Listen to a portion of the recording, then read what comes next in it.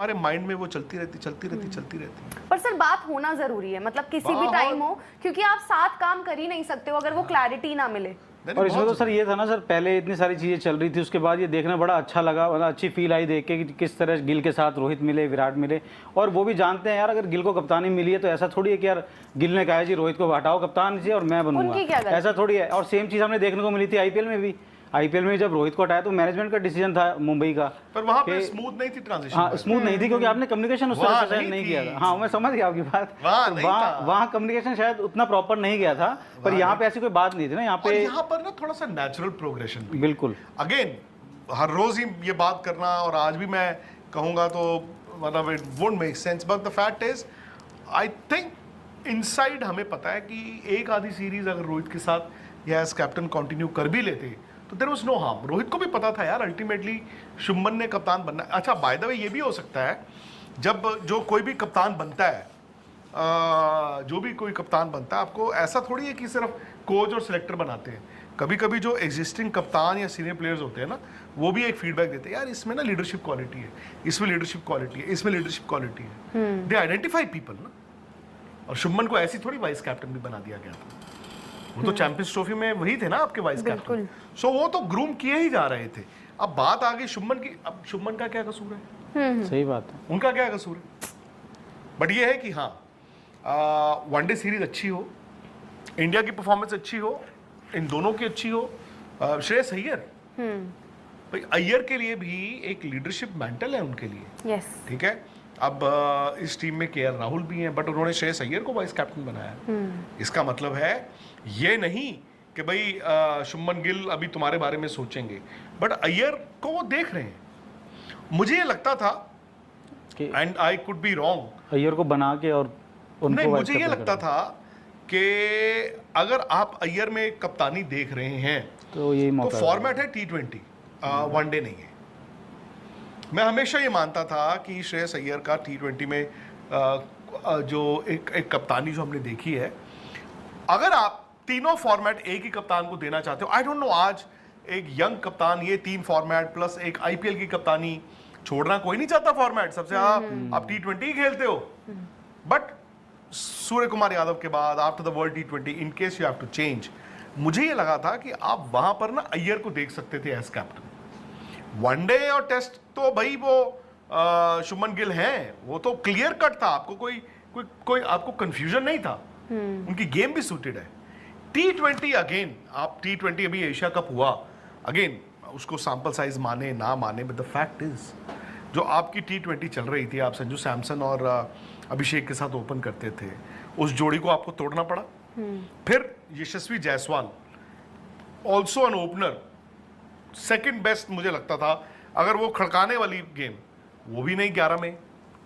तो मुझे ये लगा था, हालांकि मेरा तो ये मानना है कि अय्यर की T20 टीम में जगह है, बट जो भी है, अब क्या होता है ना कि एक अच्छी चीज ये है कि इस वक्त कम से कम सेलेक्टर्स को, कोच को ये क्लैरिटी है कि हम क्या करना चाहते हैं।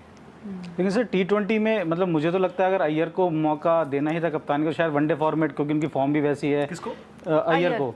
और क्योंकि आप देख रहे हैं ना कि T20 में गिल को तो एक तरीके से फिट इन किया गया है कि आपने अब ठान ही लिया है कि आपको तीनों फॉर्मेट में एक चाहिए, एक ही कप्तान चाहिए, तो किया वो शायद परफॉर्म करेंगे भी आगे जाके, ऐसी बात नहीं है, स्किल टैलेंट तो कोई कमी है नहीं। लेकिन अगर अय्यर का कोई मौका बनता, और क्योंकि उनको वाइस कैप्टन भी बनाया गया है वनडे के फॉर्मेट में, तो शायद ऐसा हो सकता था कि अय्यर को कैप्टनसी दे के फिर गिल को वाइस कैप्टनसी, पर वो आपकी उस सोच को मतलब वो तो उल्टी सोच हो जाती। आप देखिए, टेस्ट वाला वनडे का कप्तान हो सकता है, बट टेस्ट वाले को आप T20 का कप्तान बनाओ और वनडे कोई और बनाओ, वो गेम आपकी वाजिब नहीं होती। वाइट बॉल का एक ही होना चाहिए, और जो मर्जी है, नहीं वाइट बॉल का एक होना चाहिए, बट अभी आपके 2 थे, रोहित और सूर्य कुमार यादव, अभी भी आपके 2 ही हैं कप्तान, सूर्य कुमार यादव। T20 ना आप खुशी फिर भी डीलिंग कर सकते हो। प्रॉब्लम इज कि हम समझते नहीं है, हमें लगता है कि नहीं यार मैं सब खेलना चाहता हूँ, एंड T20 इज द मलाई, वो मलाई है कमर्शियली भी, मार्केटिंग पॉइंट ऑफ व्यू से भी सब।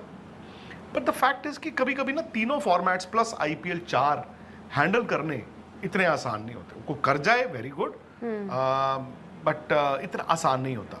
सो मेरा ये मानना था कि वनडे तो इनएविटेबल था, वनडे तो यार शुभमन गिल जब टेस्ट मैचों में कप्तानी कराए तो वनडे में उन्होंने बनना था, जब भी बनना था।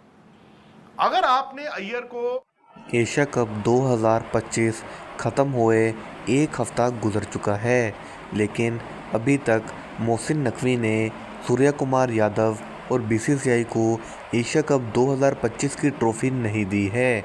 मोहसिन नकवी का कहना है कि जब मैं ट्रॉफ़ी देने के लिए गया था तो इन्होंने इनकार कर दिया। अब जब तक सूर्या कुमार यादव खुद चलकर मेरे ऑफिस नहीं आएंगे तब तक उन्हें ट्रॉफ़ी, मेडल और सर्टिफिकेट्स नहीं दिए जाएंगे। जबकि बीसीसीआई ने आईसीसी को कंप्लेन की है कि मोहसिन नकवी को एसीसी के चेयरमैनशिप से हटाया जाए। और आप जानते ही हैं कि जय शाह आईसीसी के चेयरमैन हैं और वो पहले बीसीसी के भी चेयरमैन रह चुके हैं। लेकिन मोहसिन नकवी अपनी बात पर डटे हुए हैं कि मैं ट्रॉफ़ी हरगिज़ नहीं दूंगा। और दूसरी तरफ अगर हम बात करें, इंडिया वर्सेस वेस्ट इंडीज़ की टेस्ट सीरीज़ चल रही है, जिसमें किसी को भी रद्दी बराबर भी इंटरेस्ट नहीं है, क्योंकि हम जानते हैं कि इस सीरीज़ का रिज़ल्ट क्या निकलेगा।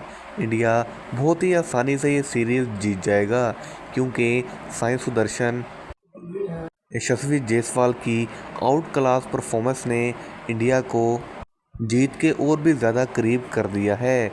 लेकिन सबकी नज़रें इंडिया वर्सेस ऑस्ट्रेलिया पर हैं, क्योंकि उसमें विराट कोहली और रोहित शर्मा भी शामिल होंगे। और अगर हम बात करें कि ओडीआई का कैप्टन कौन होगा, तो आपको बताते चलें कि रोहित शर्मा से आखिरी कैप्टनसी भी छीन ली गई है और शुभमन गिल को ओडीआई का भी कैप्टन बना दिया गया है, क्योंकि सिलेक्टर्स का कहना है कि 2027 के वर्ल्ड कप के लिए शुभमन गिल को टाइम मिल जाएगा ताकि वो टीम तैयार कर सकें और बेहतर अंदाज में परफॉर्म कर सकें।